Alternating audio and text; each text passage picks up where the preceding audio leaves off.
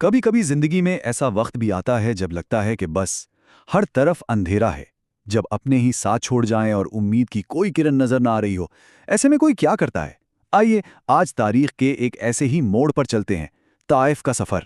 یہ وہ کہانی ہے جو ہمیں سکھاتی ہے کہ شدید ترین آزمائشوں میں بھی صبر اور رحمت کا دامن کیسے تھاما جاتا ہے۔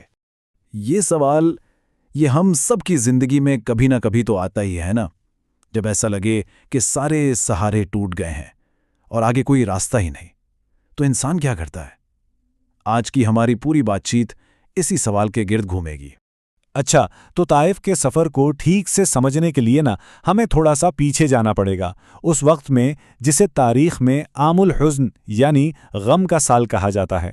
ذرا تصور میں لائیے، ایک ہی سال کے اندر آپ صلی اللہ علیہ وآلہ وسلم نے اپنے دو سب سے مضبوط ستون کھو دیے۔ ایک طرف حضرت خدیجہ، جو صرف ایک بیوی نہیں تھی بلکہ پہلی ایمان لانے والی، سب سے بڑی رازدار اور ہر مشکل میں ڈھال بن کر کھڑی رہنے والی ساتھی تھیں، اور دوسری طرف چچا ابو طالب، جو طاقتور قریش کے سامنے ایک چٹان کی طرح کھڑے رہتے تھے۔ ان کا جانا صرف ذاتی غم نہیں تھا، یہ دعوت اسلام کی سب سے بڑی سماجی اور جذباتی حمایت کا خاتمہ تھا۔ تو ہوا یہ کہ ان دو وفات کے بعد مکہ کے مشرکین کی ہمت بہت بڑھ گئی۔ جو ظلم وہ پہلے چھپ کر کرتے تھے، اب وہ کھلے عام کرنے لگے۔ نبی اکرم صلی اللہ علیہ وآلہ وسلم پر ظلم و ستم کی انتہا کر دی گئی۔ یوں لگ رہا تھا جیسے مکہ کی زمین آپ کے لیے تنگ ہوتی جا رہی تھی۔ اب ایسے میں جب مکہ میں ہر راستہ بند ہوتا نظر آ رہا تھا، تو ایک نئی امید کے ساتھ آپ صلی اللہ علیہ وسلم نے مکے سے باہر دیکھنے کا فیصلہ کیا، اور اس نئی امید کا نام تھا طائف۔ یہ کوئی چھوٹا موٹا سفر نہیں تھا، سوچیں ذرا، 60 میل یعنی تقریباً 100 کلومیٹر کا فاصلہ، اور وہ بھی عرب کے تپتے ہوئے صحرا میں پیدل۔ آپ کے ساتھ صرف آپ کے وفادار زید بن حارثہ رضی اللہ تعالیٰ عنہ تھے۔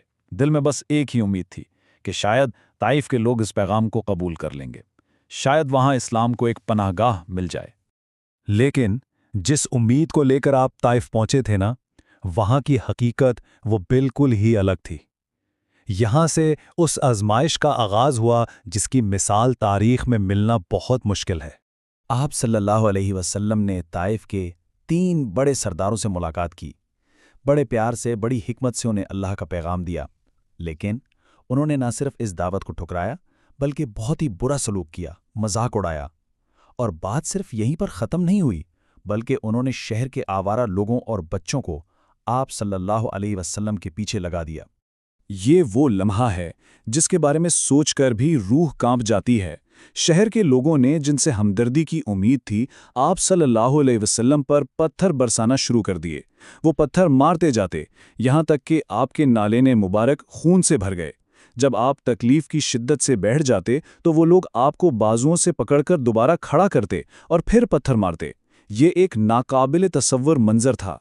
اس شدید جسمانی اور ذہنی اذیت کے بعد جسم لہو لہان، دل غم سے چور، آپ صلی اللہ علیہ وآلہ وسلم نے ایک باغ میں پناہ لی۔ یہ وہ لمحہ تھا جہاں کوئی بھی عام انسان ہمت ہار جاتا، لیکن یہیں سے، اسی مایوسی کے اندھیرے میں ایک روشنی پھوٹتی ہے۔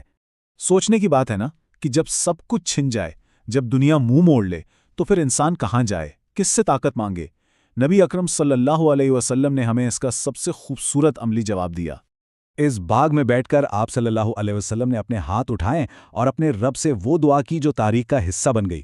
اس دعا کا ایک ایک لفظ عاجزی اور اللہ پر کامل بھروسے کی مثال ہے۔ آپ صلی اللہ علیہ وسلم نے کسی انسان سے گلہ نہیں کیا، کسی سے شکوہ نہیں کیا، سیدھا اپنا سارا حال اپنے رب کے سامنے رکھ دیا۔ اور جب کوئی بندہ اتنی سچائی سے، اتنی عاجزی سے اپنے رب کو پکارے نا، تو پھر آسمان سے جواب آتا ہے، مدد آتی ہے۔ لیکن اس مدد کے ساتھ ایک بہت بڑا انتخاب بھی آیا، ایک ایسا فیصلہ جس نے آپ صلی اللہ علیہ وآلہ وسلم کے کردار کی عظمت کو ہمیشہ کے لیے دنیا پر واضح کر دیا۔ اسی وقت جبرائیل علیہ السلام تشریف لائے اور ان کے ساتھ پہاڑوں کا فرشتہ بھی تھا۔ اس نے عرض کیا، اللہ نے سب کچھ دیکھا ہے، سب کچھ سنا ہے، اب بس آپ حکم دیجئے۔ فرشتے نے کہا کہ اگر آپ چاہیں تو میں ان ظالموں کو 2 پہاڑوں کے بیچ میں پیس کر رکھ دوں، بدلہ لینے کا پورا اختیار، لیکن رحمت للعالمین صلی اللہ علیہ وسلم کا جواب سنیے۔ آپ نے فرمایا، نہیں، آپ نے ان لوگوں کے لیے بد دعا نہیں کی جنہوں نے آپ کو لہو لہان کیا تھا، بلکہ مستقبل کی طرف دیکھا اور دعا کی مجھے امید ہے کہ اللہ ان کی آنے والی نسلوں میں سے ایسے لوگ پیدا کرے گا جو صرف ایک اللہ کی عبادت کریں گے۔ یہ صرف معافی نہیں تھی، یہ بے مثال رحمت اور امید تھی۔ تو آخر میں اس پورے واقعے سے ہم سیکھتے کیا ہیں؟ بہت کچھ۔ سب سے پہلے تو صبر، کہ جب حالات بدترین ہوں تب بھی ہمت نہیں ہارنی۔ پھر یہ کہ جب سب دروازے بند ہوں تو دعا کا دروازہ ہمیشہ کھلا ہے۔ اور سب سے بڑھ کر یہ کہ اصل طاقت بدلہ لینے میں نہیں، معاف کر دینے میں ہے، اور اللہ کی رحمت سے کبھی مایوس نہیں ہونا۔ دیکھیں، اگر دنیا کی نظر سے دیکھیں تو شاید لگے کہ طائف کا سفر کامیاب نہیں ہوا، کوئی معاہدہ نہیں ہوا، کوئی مدد نہیں ملی، لیکن حقیقت میں یہ سفر روحانیت کی سب سے بڑی کامیابیوں میں سے ایک تھا۔ اس نے دنیا کو دکھا دیا کہ اللہ کے پیغمبر کا کردار کتنا عظیم ہے، ان کا صبر کتنا بلند ہے، اور ان کی رحمت کتنی وسیع ہے۔ اور آخر میں یہ سوال ہم سب کے لیے ہے، اپنی زندگیوں میں جب مشکلیں آتی ہیں، جب آزمائشیں گھیرتی ہیں، تو کیا ہم اس واقعے کو یاد رکھ کر صبر کو اپنی طاقت بنا سکتے ہیں؟ یہ وہ بات ہے جس پر ہم سب کو سوچنا چاہیے۔